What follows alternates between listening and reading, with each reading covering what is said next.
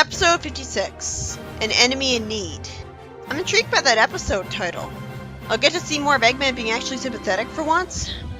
The civilians want to waste Sonic's time with the festival in their honor, and Sonic and his friends all agree to the padding, of course. Though at least Tails isn't sure he'll like this, so he's relatable. The civilians waste our time having ships go along the road, and the civilian throws all of the heroes up in the air and scares them. They're bouncing on a net, and Sonic's told that Knuckles found a Chaos Emerald. I thought Cream did.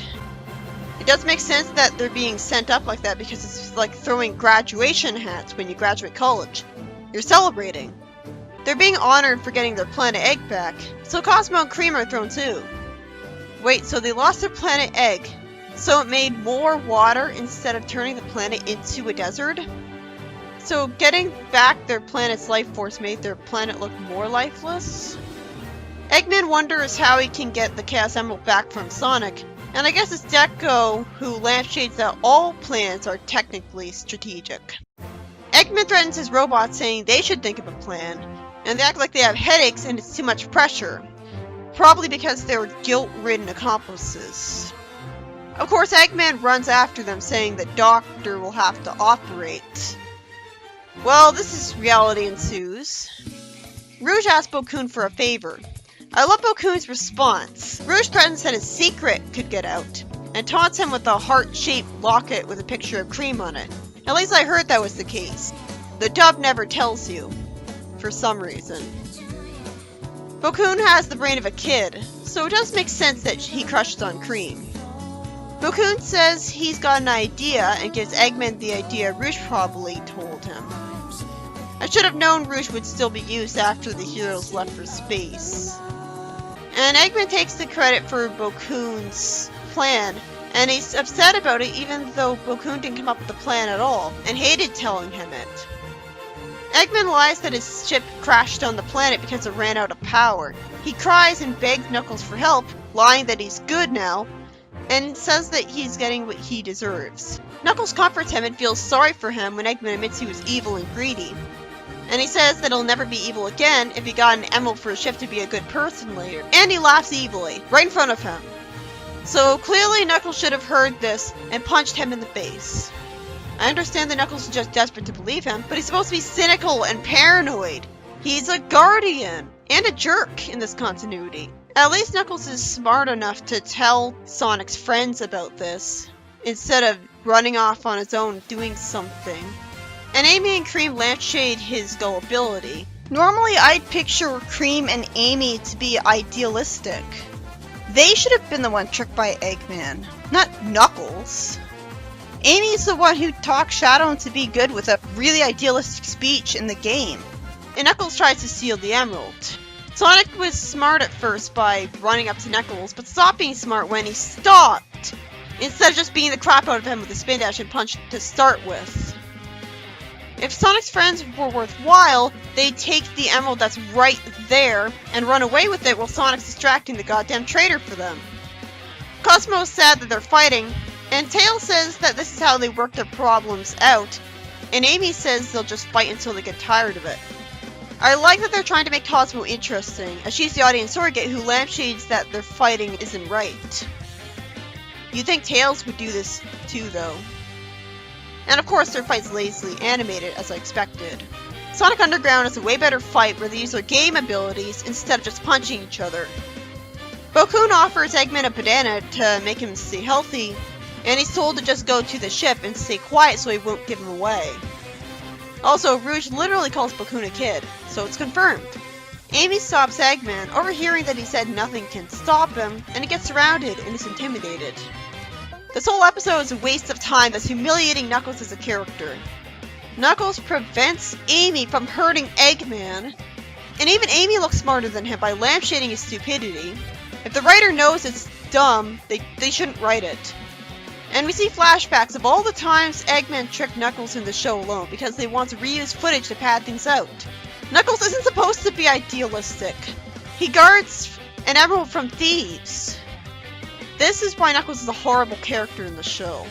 Why do people think Panders wrote his personality badly when this is the only alternative? Cause the games do this too. At least in Archie, I didn't fucking hate him. He was like the serious, smart SE2 Knuckles. Cosmo begs Sonic and Knuckles to stop fighting, and they just ignore her and tell her to get out of the way. Cosmo wonders if they weren't the heroes she thought they were, lampshading this arbitrary conflict. Deco and Boko show up in a mecha, and because of their dialogue, Eggman's response proves that he was tricking Knuckles. He wouldn't say this at this point. What a lazy way to progress the plot. It wouldn't be this stupid. Finally, Eggman gets into the mecha to get the emerald the way he should have tried to the whole episode, since it's an action series, not a humiliate the characters series. And Cosmo is threatened to try to get an emerald. One of them says they'll drop Cosmo. Since these robots enjoyed working with Chris's family and were really nice last season, like they enjoyed helping people with sunshine balls, every single time they try to talk like they're evil afterwards just feels forced. Rouge, of course, isn't allowed to take the emerald. This is exactly why I say Rouge is not competent. And Metrix comes out of nowhere and swallows up Rouge, but fortunately she gets away pretty quick. I guess it didn't swallow her then. The Metrix threatens the mecha and sends it on its feet. The Metrix's voice is way too deep. It sounds like a literal parody. The Metrix hypocritically accuses Eggman of being too evil for using the emerald, when one, he doesn't even know him personally. So how would he know who the good guy is? That's meta logic. Just because he's got a mecha doesn't mean he's evil. Like, the Metrix has a mecha and he probably can't think of himself as evil. And two, that's another thing. He's evil too, so that's hypocritical. The Metrix frog sends Eggman away humiliated, and of course Knuckles is humiliated too, since he can't attack it. I would have preferred to see Sonic beat Eggman's mecha, not a Metrix. That's not what the episode built up to. I wanted Knuckles to humiliate Eggman. At least Sonic's spin dash is just as ineffective as Knuckles' punches. Chris taunts the Metrix with a planet egg on top of the pirate ship and makes the sails go up. And he's very gutsy when he lures the Metrix frog away in the ship. How is the pirate ship sailing around on the sand? Sonic wonders if the plan involves the big cannon on the ship.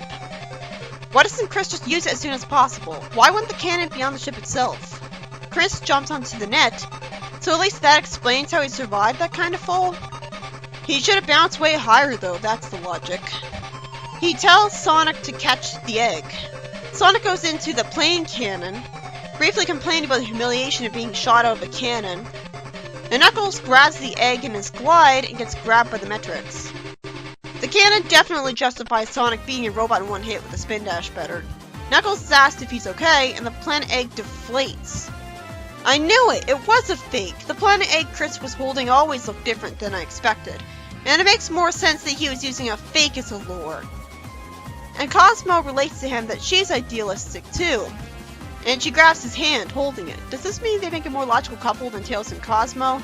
Because they have at least one thing in common? Anyways, there's no fucking way that a Guardian of the Master Emerald would be idealistic. His whole life was about guarding Emerald from potential thieves, so he'd be paranoid if anything.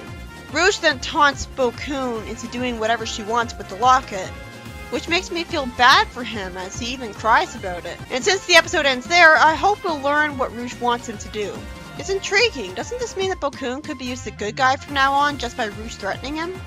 Maybe it's okay that he's staying with Eggman then, because he could be used as a double agent in that way. Well, he couldn't do anything for the heroes on their side since we haven't seen him use bombs since that episode of the X comic where he had green paint on him, I think. This is a horrible episode.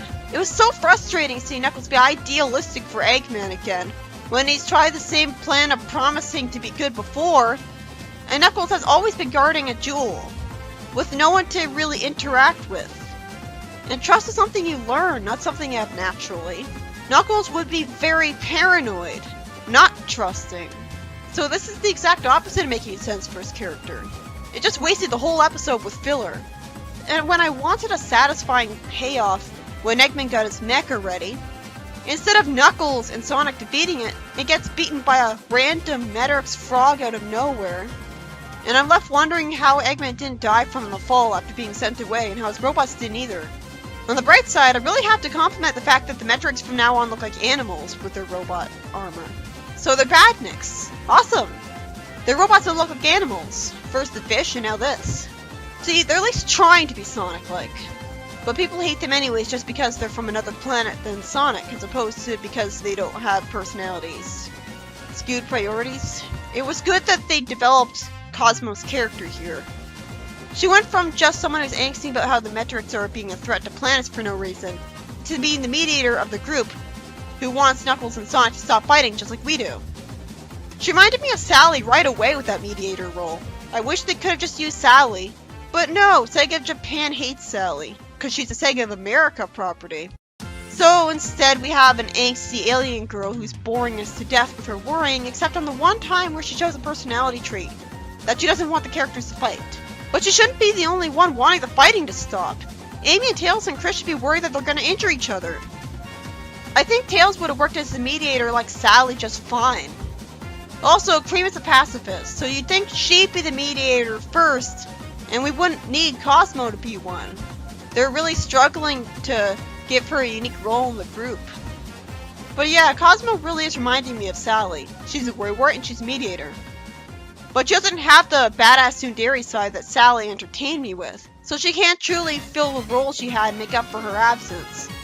Tails could be the worrywart, and he needs an extra personality trait. She's just Sally if she was more bland because they're too scared of making us hate her for even a moment. They want her to be sympathetic all the time, so she's not allowed to get angry. Sally had a stubborn, independent streak and got frustrated with Sonic's personal flaws, lampshading them a lot, and Cosmo isn't doing that. So she's not quite as deep of a character as she is. I admit though that I would rather make sure I dislike Cosmo instead of growing attached to her because I know what's going to happen with her later on.